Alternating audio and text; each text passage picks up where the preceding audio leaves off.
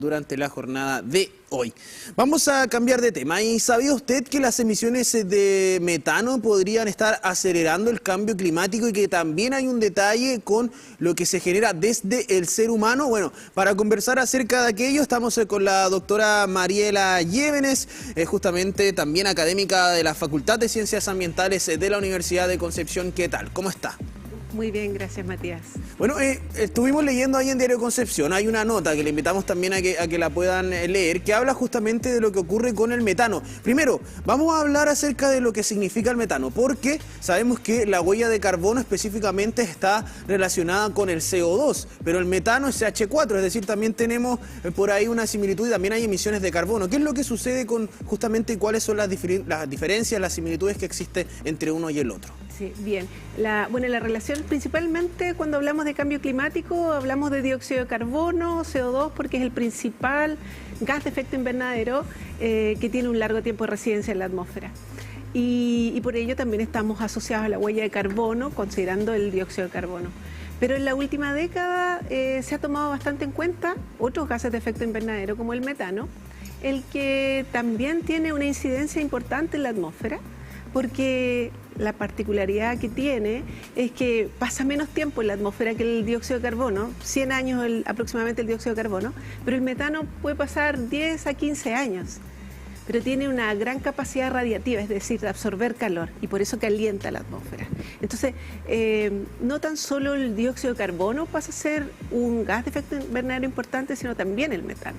Claro, se suman, se genera un tema ahí, que ambos están presentes a la misma vez. Exacto, están en el ambiente y se están emitiendo tanto el uno como el otro, pero tenemos más posibilidad de contrarrestar el metano porque pasa menos tiempo en la atmósfera. Bueno, ahí hay un tema en particular, porque el metano, cerca del 60% de lo que está en la atmósfera es producida por el ser humano, el otro 40% es producido por razones naturales.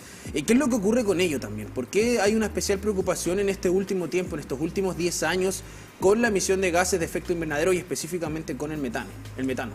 Sí, bueno, están calentando la atmósfera y como tienen un largo tiempo de residencia en la atmósfera, entonces ahí van acumulándose y las fuentes humanas siguen emitiendo estos gases por distintas actividades, los residuos, por ejemplo, el transporte, los fertilizantes. Bueno, muchas de las actividades humanas que realizamos liberan estos elementos o estas moléculas a la atmósfera. Y particularmente en el caso del metano, siempre lo asociamos a las vacas, ¿no? A las vacas rumiantes que emiten metano. Pero también hay otros sistemas naturales que emiten. Bueno, sabemos bien del océano, que es un reservorio de carbono, pero también es una fuente. Y en la última década se ha dado bastante importancia a lo que pueden ser los sistemas naturales, como los sistemas acuáticos, las lagunas, embalses, humedales, no tan solo como sumideros, es decir, que retengan, sino que liberen. Y esto depende de la cantidad de degradación que tengan, es decir, los sistemas que están más degradados podrían estar favoreciendo la emisión de gases de invernadero a la atmósfera.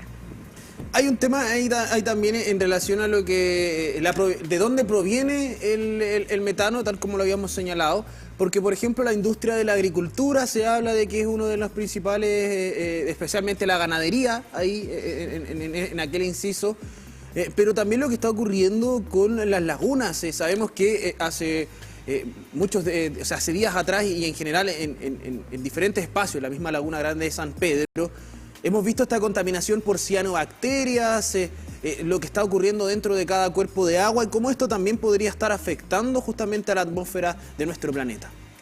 Sí, si nosotros pensáramos todos los sistemas acuáticos que hay en Chile o en general en el mundo, son cientos, miles de sistemas acuáticos que pudiesen estar generando un aporte hacia la atmósfera.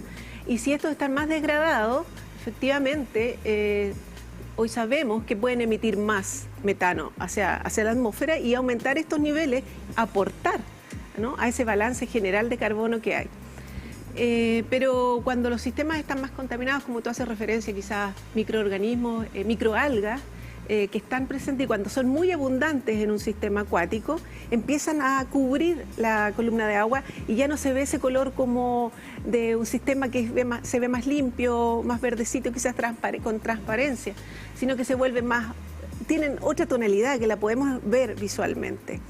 Pero eso afecta la transparencia del agua y también empieza a afectar entonces procesos de fotosíntesis, procesos de presencia de oxígeno en el agua. Y cuando eso ocurre, entonces se produce metano. Entonces, mientras más contaminados puedan estar esos sistemas, más metano puedan estar liberando. Y eso es lo que hemos estado notando en sistemas que están, como le llamamos, eutroficados o eutrofizados, es decir, que están enriquecidos de ciertos nutrientes que vienen de las fuentes humanas. Entonces hay una similitud entre los diferentes sistemas, no solo acuáticos, sino que en general que tiene relación con la degradación, sí, de la pérdida obviamente de esta, podríamos decir, de esta naturalidad y que la introducción de agentes contaminantes que generan justamente problemas en la biodiversidad o en el intercambio que existe dentro del ecosistema. Justamente, porque en ese sistema empieza a cambiar la biota, empieza a cambiar los microorganismos que están ahí. Entonces, mientras más contaminación hay, más alimento para esas bacterias que viven súper bien con bajos niveles de oxígeno. Y es por eso que se produce más metano. Entonces, no solo cuando tenemos sistemas que están como eutrofizados, como les llamamos, enriquecidos con nutrientes, altamente degradados o medianamente degradados, no solo están contaminando el agua o el sedimento, sino también están emitiendo estos gases en mayor medida hacia la atmósfera. ¿Y cómo podemos comenzar también a trabajar quizás desde la perspectiva de la Unión, desde el mundo privado, el mundo público, tecnologías que vayan en apoyo de esto? Porque al menos acá en las lagunas del Biobío, de la región del Biobío, en Concepción, por ejemplo, hace poco en la laguna Lo Méndez, la Municipalidad de Concepción anunció que justamente se va a comenzar a trabajar ahí en el lugar para evitar hechos de contaminación nuevamente. Hemos visto que esto ya se reitera, no solamente en un punto, sino que sabemos que de repente hay exceso de nutrientes y comenzamos a ver que empiezan a haber estas cianobacterias, sí, y es algo que sucede regularmente en los cuerpos de agua que están acá en Concepción y en diferentes espacios. En Quillón, hace un tiempo atrás también en la laguna tuvo que ser cerrada, fue reabierta para el baño. Entonces es algo que estamos viendo que está ocurriendo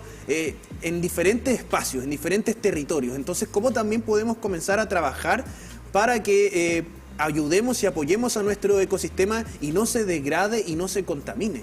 Claro, es muy alentador escuchar que se esté prestando atención y bueno, yo creo que es de interés público de la sociedad en general que los sistemas acuáticos, las lagunas, nuestras lagunas urbanas que son naturales, tengan atención para poder estar en constante manejo.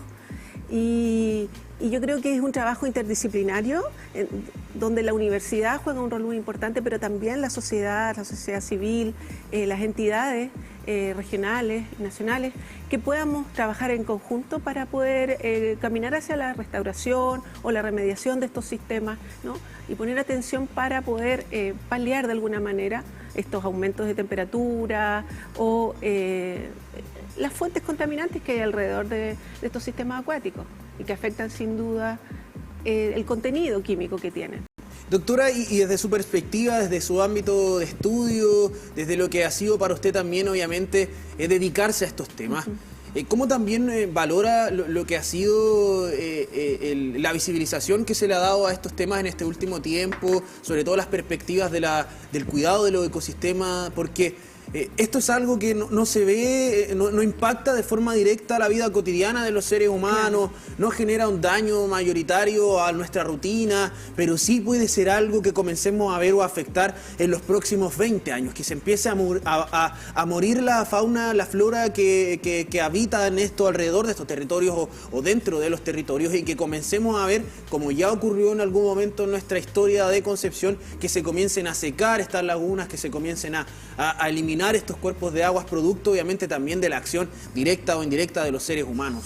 Sí, muy ciertamente. Y yo creo que son parte, las lagunas o los sistemas acuáticos en general son partes de nuestro territorio y nosotros hacemos uso de ellos de una manera directa o indirecta. Entonces, prestarles atención es altamente importante, encuentro yo, para vivir en armonía, en sincronía con la naturaleza, y porque nos prestan servicios, estos servicios ecosistémicos que les llamamos nosotros, pero nos prestan servicios de distinta índole. Entonces, yo creo que es muy, muy relevante acompañar estos sistemas acuáticos en esta travesía de quizás controlar estos niveles de contaminantes que puedan tener. Bueno, doctora, le agradecemos obviamente por su tiempo, por venir acá a conversar con nosotros. Vaya a revisar la nota, está en diarioconcepcion.cl, que habla específicamente acerca de este tema del metano, donde los seres humanos tenemos un rol fundamental y que tenemos también ahí que obviamente comenzar a trabajarlo y a disminuir.